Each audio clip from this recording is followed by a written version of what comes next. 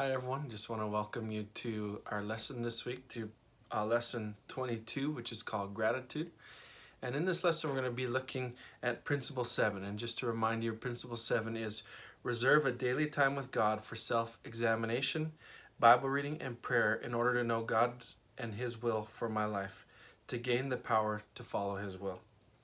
And then we're looking at step 11, which says, we sought through prayer and meditation to improve our conscious contact with God, praying only for knowledge of His will for us and power to carry that out. And the key verse is Colossians 3:16, which says, let the message of Christ dwell among you richly. And so tonight we're going to be focusing our attention outward rather than inward. And we've taken many steps on our road to recovery this far, and we've been going for a lot of months now. And just to remind you, some of the steps we've taken is, our first step was to admit that we were powerless to change ourselves. We were and we are powerless to change ourselves. And I just think we can't think through that point enough, that we can't change ourselves. We don't have the power to change ourselves. That's why there's a reason that gyms make most of their money off of people that don't go to the gym. Everyone makes New Year's resolutions, and then they don't carry through on those New Year's resolutions. And we can make some strides on our own, but ultimately the power of life change belongs to God and God alone. And so we need to tap into that.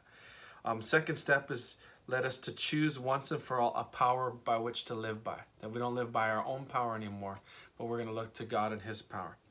The third step and most important step was when we choose to turn our lives and our wills only over to the only true higher power, which is Jesus Christ. And it's only as we turn our lives and our will over to Him that we can see true transformation and change in our lives. And we see that throughout the Bible. When people would turn their lives over to God, they had true life change and life transformation. One of the great examples of this would be the Apostle Paul, who went from a persecuting Christian killer to one of the greatest Christians of all time, who wrote most of the New Testament. And so we turn our lives and wills over to Jesus, and it transforms us from the inside out. And as we continue our journey, we grow in conscious contact with God. We seek to begin to seek God and His will in our lives. And as we do that, it begins to, His will begins to unfold in our lives. And as we begin to grow in our understanding of Him, we begin to live out the decision we made in principle 3. And we keep walking now in peace as we maintain inventories on a regular basis, and as we continue to deepen our relationship with Jesus. And the way we do this, according to principle 7, is we reserve a daily time with God. And we've talked about this the last couple of weeks, the importance of having time, setting aside time with God each week, setting aside time to spend with Him and for Him to transform our lives. Spending time with Him through prayer, through reading our Bible, through meditation, and just getting time alone with Him. You know, I think how important that is. Jesus would regularly get alone and spend time with God. And if it was important for Him to do that, how much more important is it for us?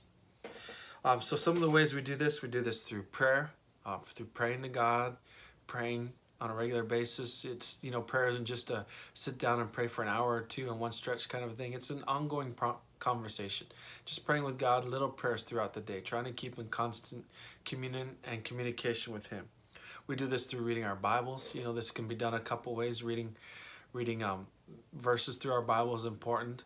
And then also we can tap into resources that help explain that too, commentaries, devotionals, things like that help us to understand and bring deeper meaning into some of the scriptures and explain what they mean and apply it into our lives. And so I encourage you, if you're not reading your Bible on a regular basis, to begin reading your Bible. A great place to start would be the Gospels, or Romans is a great verse.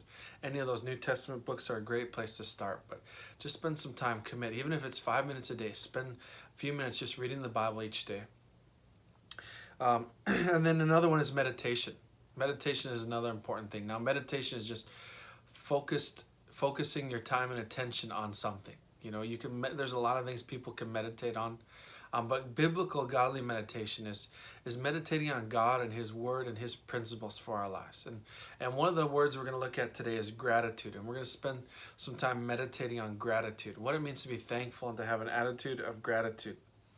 And because as we've talked about this a lot before, gratitude and thankfulness is one of the most powerful weapons we have against the enemy and against the devil and against the things that try to keep us down, the hurts, habits, and hang-ups that try to keep us caught up in life. And the more we can live in an attitude of thankfulness and gratitude, man, that can really shift the tide in our battles, and it can help us have victories because we're filling our mind with God and the things of God. And as we do that, it leaves less room for the other things. You know, my struggle with pornography in my younger years, that the one thing I learned was that the more I tried to not think bad thoughts, almost the more I found myself doing them. And what I found is the more I focused on God and His principles and on His Word and on being thankful, just by the more you focus on the good, the less room it leaves for the bad. When we try to eliminate the bad but we don't feel it with something else, it still leaves our minds open and our hearts and emotions open to be filled with something else. And quite often it's filled with the things that we try to get rid of the first time. So I encourage you to really try this and to do some thankfulness. Try to meditate every day if you can. Because if we don't, those old familiar friends, like I said, the hurts, habits, and hang-ups have a way of trying to make themselves back into our lives. And those old familiar things are past dysfunctions, and it says here that the committee of our past dysfunctions will try to do everything it can to interrupt our quiet time with God. And there's so many things that try to interrupt our quiet time with God. I know one of my struggles is focus and not getting distracted. I'm easily distracted, so sometimes it's more beneficial for me to just put my phone in the other room while I'm spending time with God, because a lot of times I'll just get distracted in the middle and then get off on a rabbit trail and forget where I was. So let's learn to listen to God, who tells us that we have great worth, and He will do the same with us. He'll listen. If we listen to Him, He'll listen to us. And so we start by Principle 7 by doing a daily inventory, and this is one way we can choose to live a recovery lifestyle and living one life one day at a time and preventing relapse. And so part of that is gratitude, as I mentioned. And so what a better time right now than when we're stuck in our homes in this quarantine lifestyle to begin being thankful for the things that we have in life. I know a lot of things have been taken away, but as I listened to a preacher this Sunday say that some of the things that have been stripped away are things that needed to be taken away. Quite often we were complacent and just kind of caught in a lifestyle in North America that maybe wasn't beneficial and healthy in a lot of ways.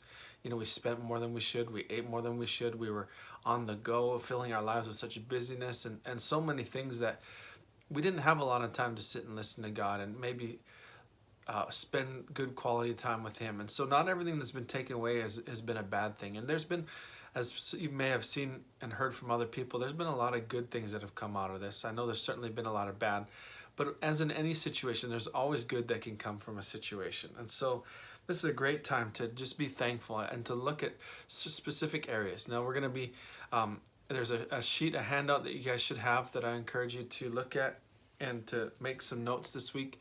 Maybe spend some time each day being thankful and gratitude, even starting today. And so there's 4 main areas that we're going to look at to kind of guide this activity. And the first one is, what are you thankful to God for? And specifically with God, what are you thankful for? Offer prayers of gratitude to your Creator. And in Philippians 4:6, we're told, do not be anxious about anything, but in every situation, by prayer and petition with thanksgiving, present your requests to God. So with thanksgiving, you know, one of the cures to anxiety is thankfulness and taking your prayers and petitions to God with a thankful heart. So if your struggles with anxiety or depression or any kind of those mental struggles, and this is such a great thing. So Psalm 107:15 also encourages us to give thanks to the Lord for His unfailing love and wonderful deeds for mankind. What wonderful deeds those are that God has given us. So many great things He's done for us. So what are at least 2 areas of your life in which you can see God's work and that you are thankful for during this season?